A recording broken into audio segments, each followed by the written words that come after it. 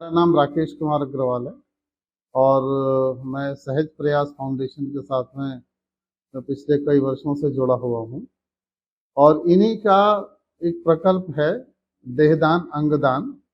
मैं उसका भी एक तरीके से यहाँ पर संयोजक के नाते काम देखता हूँ।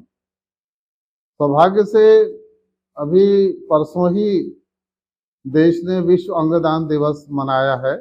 13 अगस्त को पूरे विश्व में अंगदान दिवस मनाया जाता है और भारत सरकार ने भी 3 अगस्त का दिन भारतीय अंगदान दिवस के रूप में घोषित किया है। अभी इस वर्ष हमने तीसरा अंगदान दिवस मनाया है।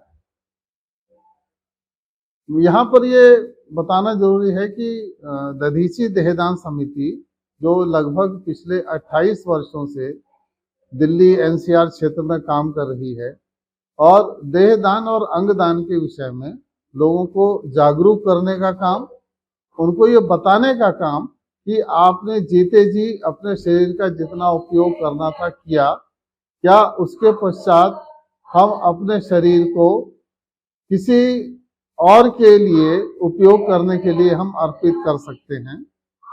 अगर आप इस विषय को सोचें तो हमारे बहुत से ऐसे अंग हैं जो कि हमारे जीने के बाद में, हमारे जीवित रहते, हमारे उपयोग में रहते हैं, लेकिन हमारे जाने के बाद में भी उनका उपयोग किया जा सकता है।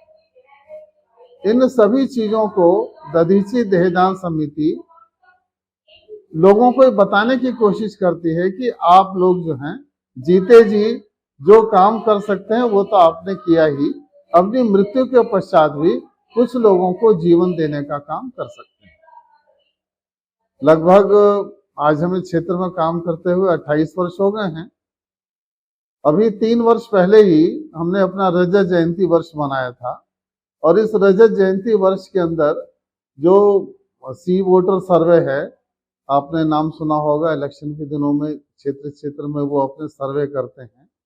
उन्होंने भी एक सर्वे की रिपोर्ट वहां पर बताई थी और उसमें ये उन्होंने बताया कि लगभग 80,000 लोगों से उन्होंने बातचीत करी और उस बातचीत करने के पश्चात उन्होंने ये निष्कर्ष निकाला कि देश में लगभग 85% लोगों को इस बारे में जानकारी ही नहीं है कि देहदान या अंगदान क्या होता है। उन्होंने ये शब्द सुने भी नहीं हैं और उनके जानकारी में इस चीज का पूरा अभाव है। जो शेष 15% लोग हैं उसमें से भी सिर्फ 3-4% लोग ऐसे हैं जिनको कि देहदान या अंगदान के विषय में कुछ उन्होंने सुना है, लेकिन इसकी विधिवत प्रक्रिया क्या है ये लोगों की जानकारी में नहीं। मैं आज आप लोगों के सम्मुख ये छोटा सा विषय लेके आया हूं।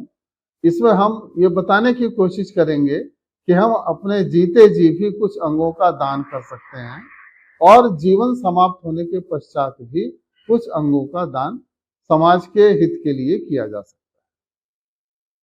जो जीते जी दान किए जा सकते हैं उसको हम लिविंग डोनेशन कहते हैं। आपने सुना होगा कई बार किसी परिवार में किसी बेटे की या किसी पति की, किसी आदमी की, किसी औरत की किडनी खराब हो जाती है, उसके गुर्दे खराब हो जाते हैं और डॉक्टर्स उन्हें ट्रांसप्लांट के लिए एडवाइज करते हैं।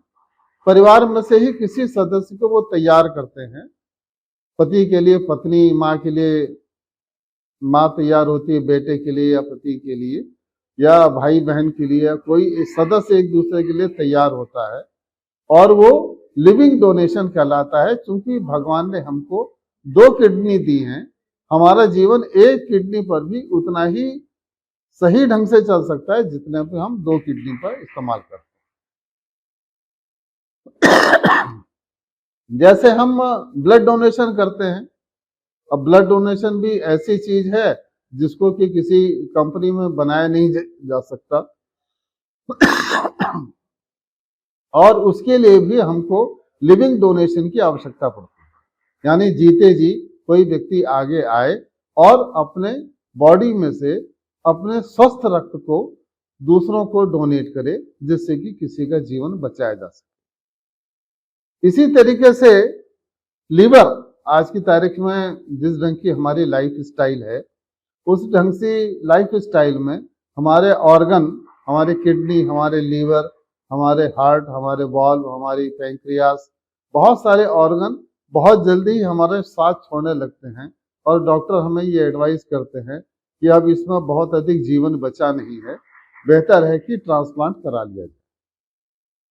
यहाँ मैं एक बात बताना चाहूंगा कि लीवर बॉडी का सबसे बड़ा पार्ट है, लगभग 1.5 किलो के आसपास का ये लीवर होता है और अधिकतर बीमारियां फैटी लीवर या लीवर के इलार्जमेंट के कारण होती हैं और डॉक्टर एडवाइस करते हैं एक सर्टेन ट्रीटमेंट के बाद कि अब लीवर में और अधिक गुंजाइश नहीं है, इसका ट्रांसप्लांट करा दिया। लीवर में सामान्यतः लगभग 8 सेगमेंट्स होते हैं और अगर किसी ऐसे व्यक्ति जो कि उसकी माँ के गर्भ से पैदा होने वाले भाई बहन या ब्लड रिलेशन ऐसे लोग जो होते हैं, उनके लीवर का चौथाई पार्ट यानी 20-25% पार्ट भी ट्रांसप्लांट के लिए दे दिया जाए, तो जो रिसीवर है, जिसको लीवर मिला है, उसके किडनी, उसके लीवर शरीर के अंदर भी वो पार्ट 100% ग्रो कर जाता है। लगभग 4 से 6 महीने, साल भर के अंदर उसके वो लीवर ग्रो कर जाता है और जो डोनर है उसका भी जो लीवर डोनेट किया है वो भी 3-4 महीने में ग्रो कर जाता है। तो हम सभी को यह एडवाइस करते हैं कि ये लिविंग डोनेशन, इसके लिए भी लोगों को प्रमोट करना चाहिए। हमारे लिए किसी बाहर को ढूंढने की जरूरत नहीं है, हमारे अपने परिवार में एक ही माँ के गर्भ से पैदा हुए बच्चों में सबसे बेस्ट पॉसिबिलिटी मैचिंग की रहती है। बाहर आप ढूंढेंगे तो मिस मैचिंग की संभावना ज्यादा रहती है और इस वजह से उसके अंदर जो रेट है सर्वाइवल का वो बहुत कम हो जाता है। हम अपने परिवार में ढूंढेंगे तो सर्वाइवल रेट, सक्सेस जो रेट है वो लगभग 100% तक है। ये दोनों मैंने बताया आपको, ब्लड डोनेशन है, लीवर डोनेशन है, किडनी डोनेशन है, ये आप जीते जी भी कर सकते हैं। इसके साथ एक और डोनेशन होता है जिसको कि हम कहते हैं कि स्किन डोनेशन। आप कभी बर्न केसेस को देखिए, कभी मौका मिले सफदरजंग हॉस्पिटल या एम्स के अंदर जो बर्न वार्ड है, आप एक बार वहां चक्कर काट के आइए। जो उनकी कराह और उनकी चीत्कार है वो आपको अंदर तक तोड़ देगी। उन लोगों को स्किन की आवश्यकता होती है, स्किन ग्राफ्टिंग के लिए। जब तक उनकी नेचुरल स्किन नहीं ग्रो करके आती तब तक उनको एक प्रोटेक्टिंग लेयर की आवश्यकता है। उसके लिए हम अपनी स्किन डोनेट कर सकते हैं। और ये स्किन डोनेशन में भी ऐसा नहीं है कि कोई जिससे किसी फल के ऊपर की पूरी छिक्कल उतार ली। हमारे स्किन के ऊपर एक बहुत बारीक सी लेयर होती है, ट्रांसपेरेंट लेयर, जो कि पूरी बॉडी की स्किन को प्रोटेक्ट करने का काम करती है। उस लेयर को हमारी थाई के पीछे से या कमर के पीछे से एक बहुत हल्के से पिलर के द्वारा उतारा जाता है और जिसको डोनेशन देने वाला है उसकी भी वो स्किन बहुत जल्दी फिलअप हो जाती है और जो रेसिपेंट है उसके लिए तो जिंदगी का वरदान है। ये जो हम स्किन डोनेट करते हैं ये एक मेडिकल प्रोसेस के द्वारा लगभग 30-35 दिन इसका ट्रीटमेंट होता है और इसके बाद ये ग्राफ्टिंग के लिए अवेलेबल होती है। ये हम लिविंग डोनेशन भी कर सकते हैं, ये हमको थोड़ा सा ध्यान रखना।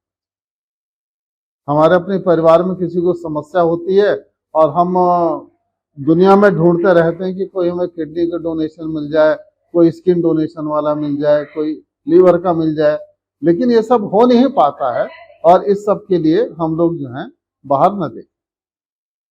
इसी के साथ मैं एक छोटा सा बात और कहना चाहूंगा। हमारे देश में लगभग 1.25 करोड़ से 1.5 करोड़ के आसपास में ब्लाइंड, दृष्टिहीन लोग हैं। ये दृष्टिहीनता वास्तव में आज से 100-125 साल पहले कोई कहता तो हम मान लेते कि शायद लोग कहते हैं कि पूर्व जन्म के कर्म थे जिसके कारण व्यक्ति दृष्टिहीन हुआ।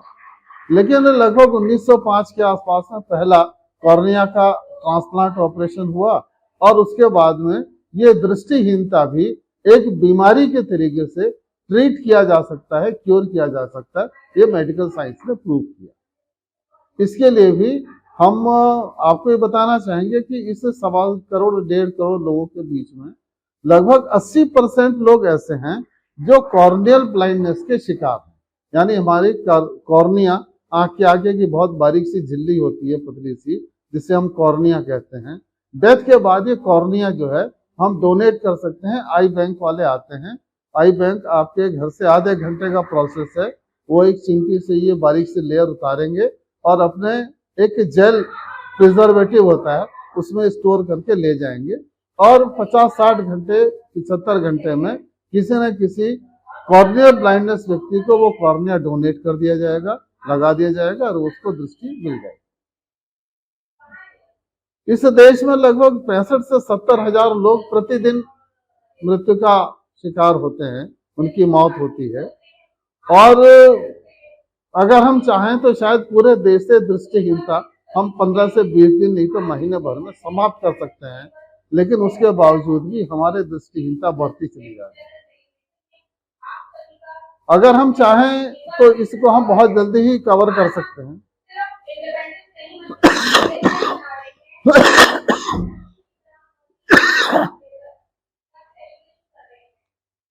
इसी तरीके से मैंने बताया कि हम दृष्टिहीनता को खत्म कर सकते हैं। हमारे देश में डेथ के बाद में जो ऑर्गन ट्रांसप्लांट का रेट है ये भी बहुत कम है। 2016-17 में एक डेटा आया था जिसमें लगभग 4,664 के लगभग किडनी के देश में ट्रांसप्लांट ऑपरेशन हुए। हम लोगों ने प्रयास किया, लोगों ने कुछ अवेयरनेस आई और अभी पिछले वर्ष 2023 के अंदर लोकसभा के अंदर जो अपने स्वास्थ्य मंत्रियों ने जो डाटा पेश किया उसके हिसाब से लगभग 43,000 से ज्यादा किडनी के ट्रांसप्लांट ऑपरेशन अपने देश में हो चुके हैं। ये जो लगभग 10 गुने की वृद्धि हुई ये अवेयरनेस के कारण होनी शुरू हुई, नहीं तो लोग पहले अवेयर ही नहीं थे, लोगों को जानकारी नहीं थी कि इस तरीके से किडनी भी डोनेट की जा सकती है। ये भी एक प्रोसेस है। हमारे देश में लगभग 5 लाख से ज्यादा ऐसे लोग हैं जिनको की किडनी की आवश्यकता है, जो अलग अलग अस्पतालों में इंतजार कर रहे हैं। इसी प्रकार से लीवर की आवश्यकता है, पैंक्रियास की आवश्यकता है। लगभग 50,000 से ज्यादा हार्ट के मरीज हैं जो कि ट्रांसप्लांट के लिए इंतजार कर रहे हैं। देश भर में लगभग 5 लाख से ज्यादा लोग ऐसे हैं जो कि अलग अलग अस्पतालों में किसी डोनर के इंतजार में उनकी जीवन लीला समाप्त हो जाती है। इस फॉर्म को भर के आप हमारे पास ले सकते हैं, हम इसका रजिस्ट्रेशन करते हैं और रजिस्ट्रेशन करने के बाद में हम आपको 3 चीजें देते हैं दधीची देहदान समिति की ओर से। सबसे पहला एक आई कार्ड होता है, प्लास्टिक आई कार्ड होता है जिसको आप अपने पर्स में रख सकते हैं।